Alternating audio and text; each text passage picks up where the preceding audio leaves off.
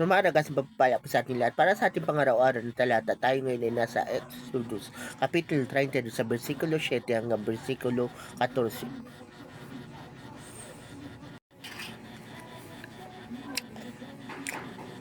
Sinabi ni Yahweh kay Moses, balikan mo ngayon din ang mga Israelita inialis mo sa Egypto, naroon at nagpapakasama.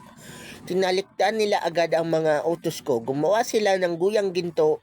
Iyon ang sinasamba nila ngayon at hinahandugan. Ang sabi nila, iyon ang Diyos na nag-alis sa kanila sa Egypto. Kilala ko ang mga taong iyan. Alam kong matitigas ang kanilang ulo. Kung gusto mo, lipulin ko sila at sa iyo ko pagmumulain ang isang malaking bansa. Nagsumamo si Moses kay Yahweh, huwag ninyong lilipulin ang mga taong inialis ninyo sa Egypto sa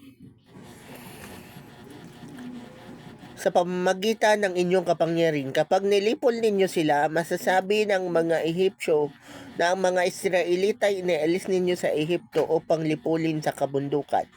Huwag na po kayong magalit sa kanila at huwag na ninyong ituloy ang inyong balak laban sa kanila. Alalahanin ninyo ang mga lingkod ninyong sina Abraham, Isaac at Jacob. Ipinangako ninyo sa kanila na ang lahi nila ay pararaming tulad ng mga bituin sa langit at magiging kanila habang panahon ang lupaing ipinangako ninyo. Hindi nga itinuloy ni Yahweh ang balak na paglipol sa mga Israelita. So, sa passage na to, yung mga Israelites ay nalaman ni Lord yung kanilang pinagagawang kasalanan, na sila ay gumawa ng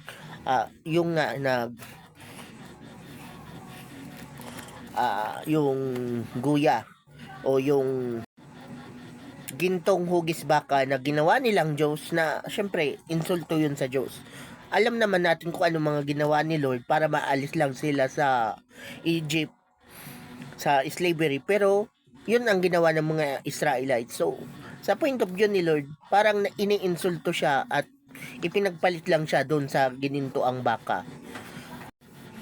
Kaya syempre nagalit siya at plinano niya nang lipulin yung mga Israelites. Pero ito naman si Moses. Ipinaalala ni Moses kay Lord, Lord, yung mga pangako mo, kumusta? Di ba ipinangako mo doon sa mga lingkod mo? So, sa kakapakiusap ni Moses kay Lord, so finally, for the first time in history, na si Lord mismo ay nakinig sa isang tao. At binago niya ang plano ng Diyos. See, ganyan ka-powerful ang intercession ng isang lingkod ng Diyos.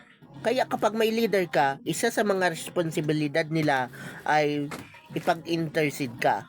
Para, katulad nga nung ginawa ni Moses. So, talagang munti ka nang malipol yung mga Israelites. Mabuti na lang, andyan si Moses.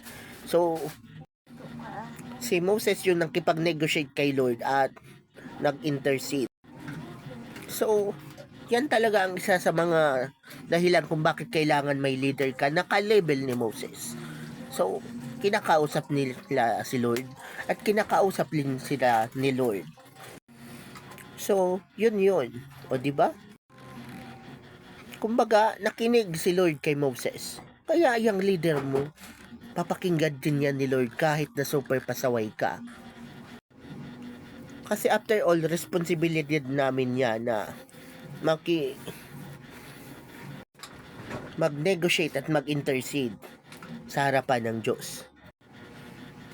Pero syempre, make sure na yung leader mo ay ka-level ni Moses. Na alam at aware kung ano ang mga pinagagawa mo at kung paano ka idudulog sa Diyos. Diba?